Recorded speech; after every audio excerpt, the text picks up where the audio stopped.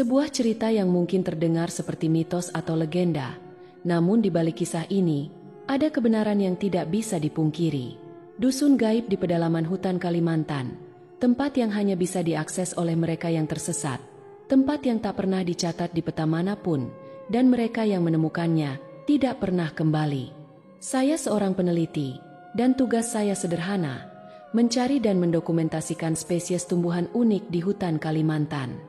Mungkin kedengarannya biasa saja, tapi pekerjaan ini adalah impian saya. Saya selalu merasa terpanggil untuk mengeksplorasi wilayah-wilayah yang jarang disentuh manusia. Bersama tim kecil yang terdiri dari 3 orang, kami berangkat menuju pedalaman hutan, mengikuti jalur yang sebelumnya telah diatur. Segala sesuatunya berjalan lancar pada hari-hari pertama. Udara segar hutan yang dipenuhi pepohonan tinggi membuat kami semua bersemangat.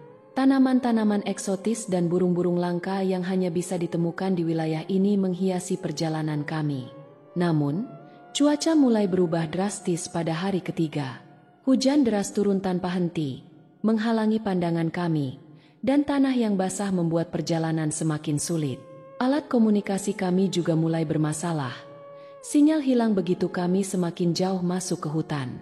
Pada titik tertentu, saya terpisah dari tim. Saya tidak ingat secara pasti bagaimana itu terjadi. Mungkin karena saya terlalu fokus pada penemuan tumbuhan langka, atau mungkin karena kabut tebal yang tiba-tiba menyelimuti hutan, membuat pandangan saya terbatas hanya beberapa meter di depan. Saat saya mencoba kembali ke jalur semula, rasa panik mulai merambat. Pohon-pohon yang biasanya terasa familiar kini tampak sama sekali berbeda. Tidak ada tanda-tanda kehidupan lain di sekitar. Bahkan suara burung atau binatang hutan yang biasanya ramai pun menghilang.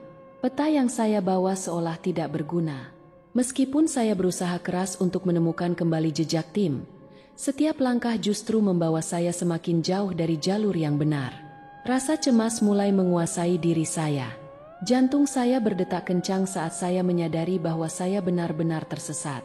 Saat malam menjelang, saya tahu bahwa satu-satunya pilihan adalah bertahan di tempat sampai fajar tiba, meskipun itu berarti menghabiskan malam sendirian di tengah hutan yang gelap dan sunyi.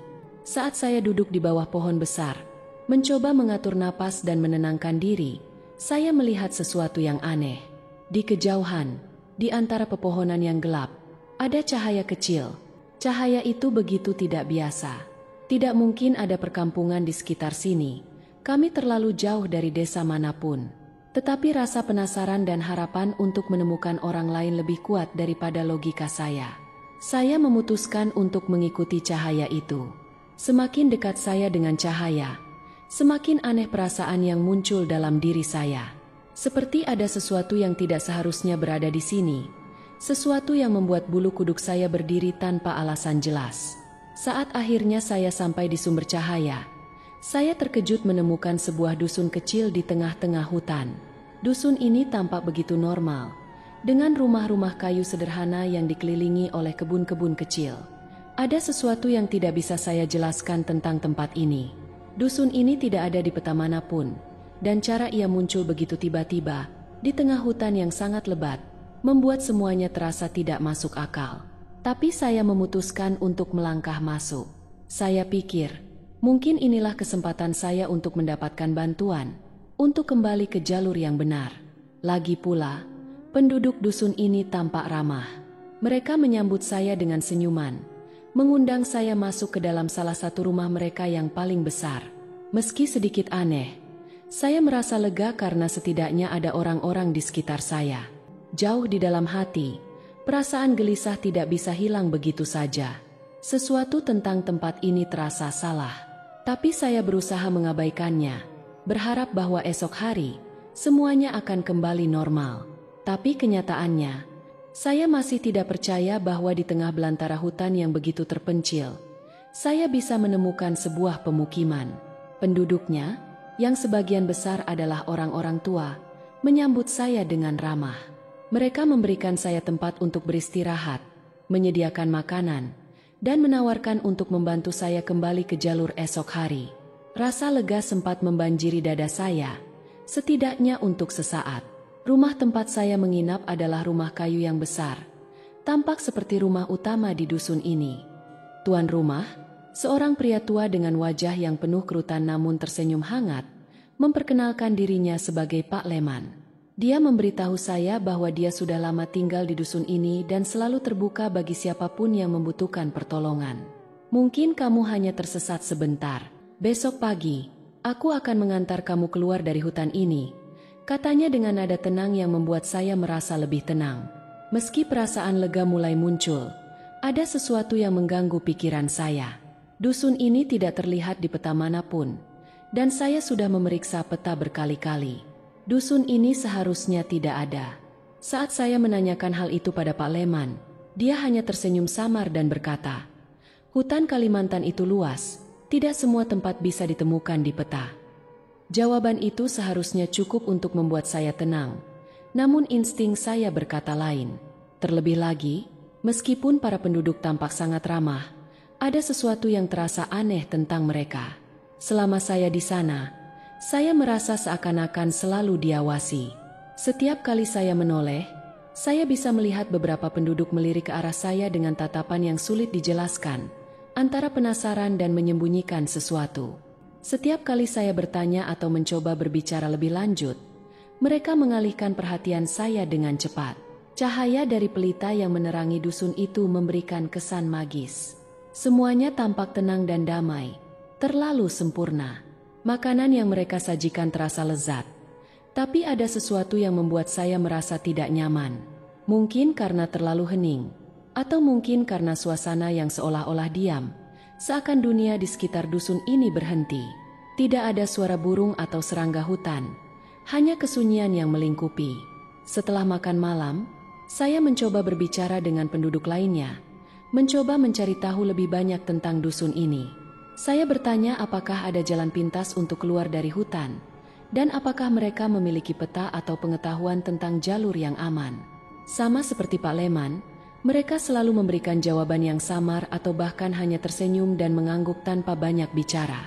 "Tenang saja, besok pagi kita akan tunjukkan jalannya," ujar seorang wanita tua yang terus tersenyum, meskipun matanya tidak memancarkan kehangatan yang sama seperti senyumnya. Malam semakin larut, dan perasaan aneh yang menyelimuti saya semakin kuat. Setiap sudut dusun ini terasa tidak biasa. Saya tidak melihat anak-anak di sini, hanya orang-orang tua yang seolah sudah tinggal di sini selama berabad-abad. Ketika saya bertanya di mana anak-anak atau orang yang lebih muda, penduduk hanya menjawab bahwa mereka sedang tidak ada atau keluar mencari kayu di hutan. Alasan yang tampaknya masuk akal, namun ada yang terasa janggal. Ketika malam semakin larut, saya memutuskan untuk tidur, berharap esok hari semuanya akan lebih jelas. Namun, rasa gelisah terus menghantui. Mata saya berulang kali terbuka, mendengar suara-suara kecil di luar jendela, seperti langkah kaki yang terlalu halus. Ketika saya mencoba melihat keluar jendela, saya tidak melihat apa-apa selain kegelapan pekat yang menelan seluruh dusun. Saya mencoba tidur kembali, namun setiap kali saya memejamkan mata, bayangan dusun ini dan penduduknya terus berputar dalam pikiran saya. Ada sesuatu yang tidak beres, tapi saya tidak tahu apa. Pagi akhirnya tiba, dan saya bergegas keluar dari rumah. Ketika saya berdiri di depan rumah kayu itu, ada sesuatu yang aneh. Penduduk dusun yang semalam ramah menyambut saya, kini seakan menghilang. Saya memanggil nama Pak Leman, namun tidak ada jawaban. Saya mencoba mengetuk beberapa pintu rumah, namun tidak ada satupun yang menjawab. Dusun ini, yang semalam penuh kehidupan, sekarang terasa kosong dan sepi. Pagi itu, ketenangan yang seharusnya terasa damai malah mengirimkan gelombang ketakutan ke dalam hati saya. Semalam mereka semua tampak ramah dan penuh perhatian, namun sekarang seolah-olah mereka lenyap begitu saja. Tidak ada jejak yang menunjukkan kemana mereka pergi, dan tak satu pun rumah menunjukkan tanda kehidupan. Saya memutuskan untuk mencari Pak Leman. Pasti dia ada di suatu tempat di dusun ini. Mungkin mereka semua hanya pergi ke hutan untuk bekerja, atau ada aktivitas yang saya tidak tahu. Namun semakin lama saya mencari, semakin aneh suasananya. Akhirnya, saya memutuskan untuk kembali ke rumah tempat saya menginap. Mungkin ada petunjuk di sana, atau setidaknya saya bisa menemukan sesuatu yang menjelaskan situasi ini. Ketika saya membuka pintu, Saya mencoba mencari di setiap sudut rumah, berharap menemukan sesuatu. Yang saya temukan malah semakin membuat saya merasa tak nyaman. Di sebuah lemari tua yang tersembunyi di balik tirai, saya menemukan beberapa benda aneh. Sebuah buku tua dengan kertas-kertas yang sudah menguning dan foto-foto hitam putih dari orang-orang yang saya tidak kenali. Di antara foto-foto itu, ada satu yang membuat darah saya membeku. Foto sekelompok orang, dengan Pak Leman berdiri di tengah. Mereka mengenakan busana yang terlihat sangat kuno, seperti dari zaman yang berbeda. Bagaimana mungkin Pak Leman masih terlihat sama seperti di foto ini? Rasa penasaran saya semakin memuncak. Saya membuka buku tua itu, dan di sana tertulis nama-nama dan catatan singkat tentang orang-orang yang pernah datang ke dusun ini. Beberapa nama terdengar familiar, mungkin penjelajah atau wisatawan yang juga tersesat di hutan Kalimantan, seperti saya.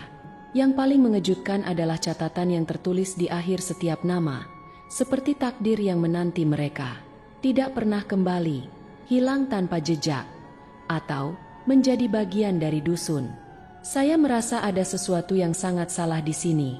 Saya ingat senyuman-senyuman penduduknya yang begitu ramah, tapi ada sesuatu yang hampa di balik tatapan mereka. Senyuman yang terlihat hangat di luar, namun penuh misteri di baliknya. Ketika saya melangkah keluar dari rumah, suasana dusun terasa semakin asing. Semalam, cahaya dari lampu-lampu minyak membuat suasana terasa damai. Tetapi sekarang, di bawah sinar matahari pagi, dusun ini terasa seperti bayangan dari kenyataan.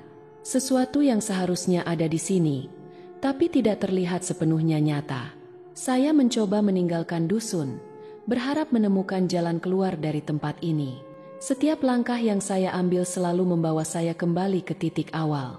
Dalam keputusasaan, saya mendekati rumah-rumah lain, berharap menemukan tanda kehidupan. Saya mencoba membuka pintu salah satu rumah yang tampak kosong, dan anehnya, pintu itu terbuka dengan mudah. Di dalamnya, pemandangannya hampir sama seperti rumah tempat saya menginap. Terlihat normal di permukaan, tapi terlalu bersih, terlalu rapi, seperti tidak pernah benar-benar dihuni. Di atas meja, ada setangkai bunga yang masih segar. Padahal tidak ada tanda-tanda orang di dalam rumah itu selama berjam-jam. Saat saya melangkah lebih jauh ke dalam rumah, saya menemukan cermin besar di sudut ruangan. Saat melihat ke arah cermin itu, saya menyadari sesuatu yang menakutkan. Bayangan saya di cermin tampak berbeda. Di cermin, wajah saya terlihat lelah, mata saya cekung, dan kulit saya terlihat lebih pucat daripada yang seharusnya. Seolah-olah saya perlahan mulai berubah, menjadi sesuatu yang tidak saya kenali.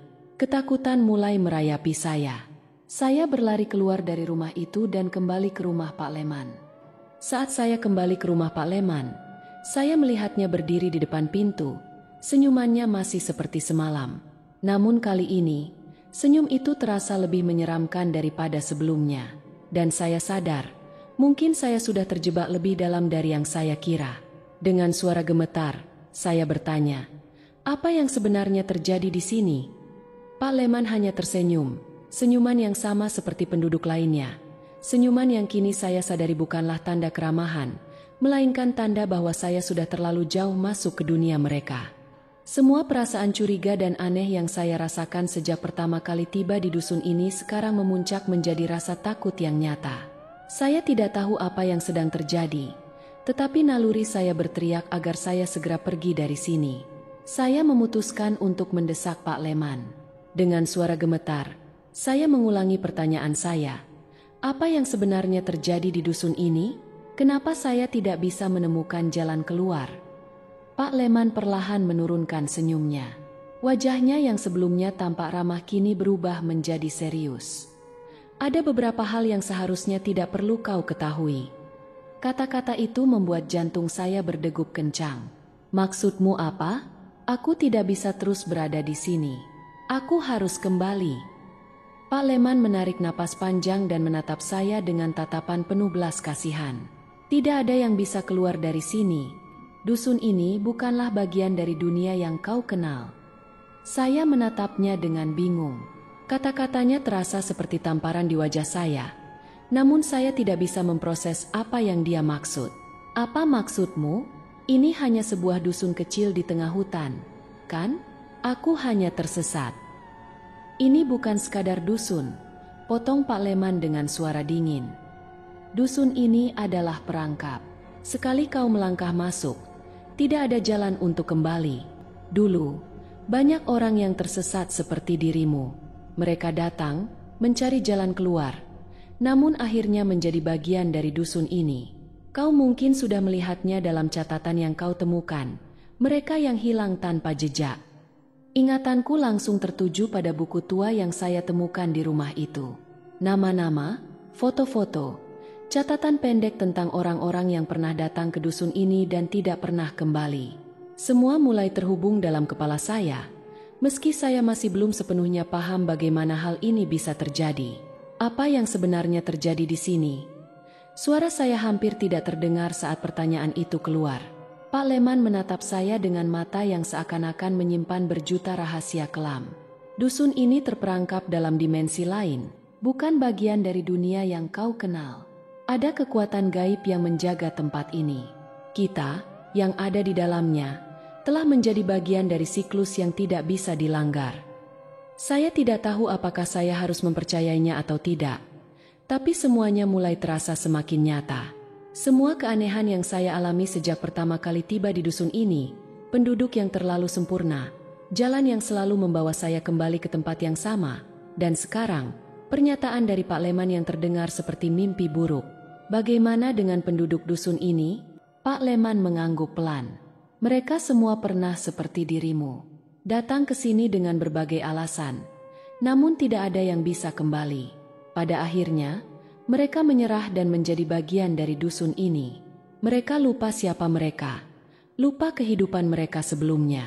Kau akan melihat senyuman di wajah mereka, tapi di balik senyuman itu, ada kehampaan. Kata-kata Pak Leman menghantam saya seperti badai. Saya tidak ingin mempercayainya, tetapi setiap bagian dari diri saya merasa bahwa dia mengatakan yang sebenarnya.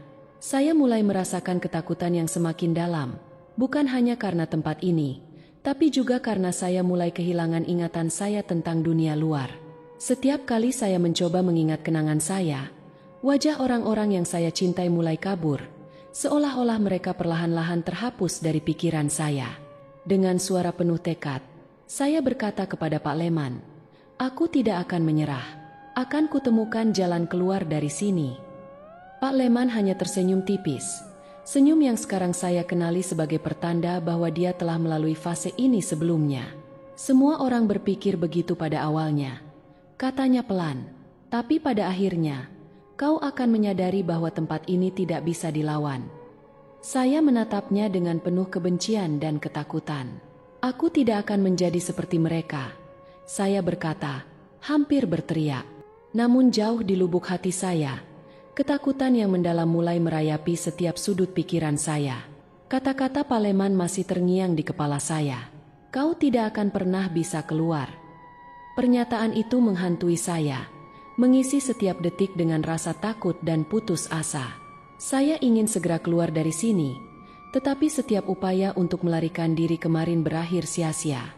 Setiap kali saya mencoba pergi, kaki saya selalu membawa saya kembali ke dusun ini, seolah-olah ada kekuatan tak terlihat yang menarik saya kembali.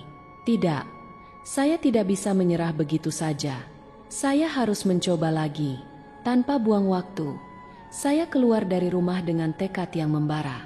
Udara pagi terasa lebih dingin daripada biasanya, dan keheningan yang menyelubungi dusun ini seakan membuat setiap langkah saya terasa lebih berat. Penduduk mulai beraktivitas seperti biasa, menyapu halaman atau berbincang di depan rumah. Wajah-wajah mereka yang tersenyum ramah sekarang tampak seperti topeng, kosong dan tidak manusiawi. Saya menyadari bahwa mereka adalah cerminan masa depan saya jika saya tidak bisa keluar dari sini. Ketika saya melewati seorang perempuan tua yang sedang duduk di teras rumahnya, dia menatap saya lama dengan senyum lebar yang menakutkan. "Kau sudah mulai melupakan, bukan?" katanya tiba-tiba. Suaranya lembut namun menusuk. Saya berhenti seketika. "Apa maksudmu?" tanya saya. Perempuan itu hanya tertawa kecil. "Kau akan melupakan segalanya, keluarga, teman, bahkan siapa dirimu. Seiring waktu, dusun ini akan menjadi rumahmu." Rasa takut mulai merayap ke seluruh tubuh saya. Apakah benar saya mulai melupakan dunia luar? Saya mencoba mengingat wajah ibu saya, tetapi gambarnya terasa kabur. Saya berusaha keras mengingat percakapan terakhir saya dengan teman-teman di kampus, tetapi suaranya terdengar jauh, seperti bisikan yang hampir hilang. Saya tidak boleh membiarkan itu terjadi. Saya harus keluar sekarang juga, sebelum saya benar-benar kehilangan diri saya. Saya berlari ke arah hutan, berharap bisa menemukan jalan yang berbeda kali ini. Saya tidak peduli bahwa penduduk mulai menatap saya dengan pandangan aneh. Yang terpenting adalah meloloskan diri dari tempat terkutuk ini.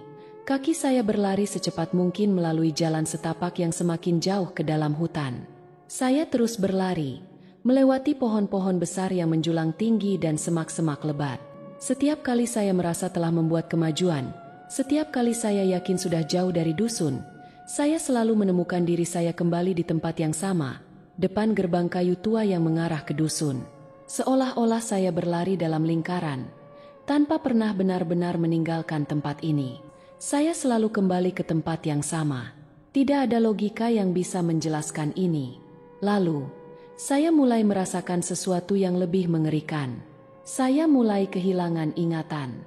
Bukan hanya kenangan tentang dunia luar, tetapi juga ingatan tentang hal-hal kecil di dusun ini. Saya tidak bisa lagi mengingat jalan ke rumah Pak Leman, atau percakapan yang pernah saya lakukan dengan salah satu penduduk. Bahkan wajah mereka yang terus tersenyum mulai memudar dari ingatan saya. Saya menyadari sesuatu yang lebih dalam. Tempat ini tidak hanya memenjarakan tubuh saya, tetapi juga pikiran saya. Dusun ini memakan ingatan saya perlahan-lahan, menghapus setiap jejak identitas saya hingga saya menjadi salah satu dari mereka.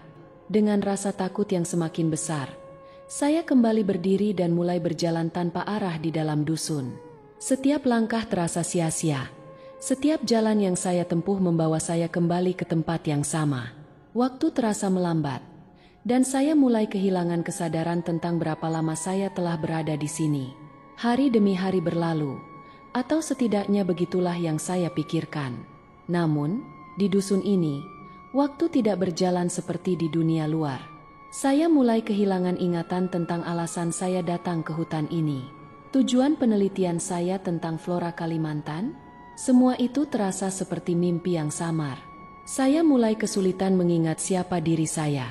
Suatu malam, saat duduk di luar rumah kayu kecil yang sekarang saya anggap sebagai tempat tinggal saya menyadari sesuatu yang mengejutkan.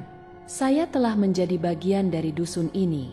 Pikiran untuk melarikan diri terasa semakin jauh, dan rasa ingin tahu tentang dunia luar kini tergantikan oleh rasa pasrah. Penduduk dusun mulai berbicara kepada saya seperti salah satu dari mereka. Tidak ada lagi percakapan tentang dunia luar. Tidak ada lagi pertanyaan tentang jalan keluar. Saya mulai menerima makanan dari mereka tanpa ragu, dan senyum mereka yang dulu menakutkan kini tampak wajar. Jauh di lubuk hati saya, sebuah suara kecil masih berteriak, mencoba memperingatkan saya tentang sesuatu yang salah. Sesuatu yang sangat salah. Saya tidak seharusnya berada di sini. Saya tidak seharusnya melupakan semuanya. Tapi suara itu semakin lemah setiap harinya, tertelan oleh keheningan yang menakutkan dari dusun gaib ini. Saya duduk di depan rumah bambu, memandangi para penduduk yang sedang beraktivitas dengan damai. Wajah-wajah mereka, yang dulunya terlihat menyeramkan, kini tampak begitu familiar, seakan mereka telah menjadi bagian dari hidup saya.